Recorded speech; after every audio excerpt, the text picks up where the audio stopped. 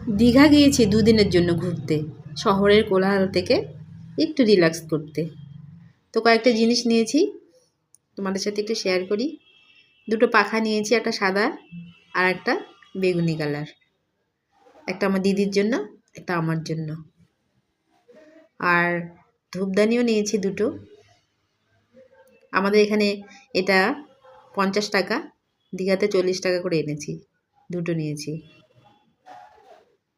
ওখানে বেশ জিনিসগুলো কম দাম। এই ফুলদানিটাও নিয়ে নিলাম, কেমন হয়েছে দেখো, ভালো না দেখতে?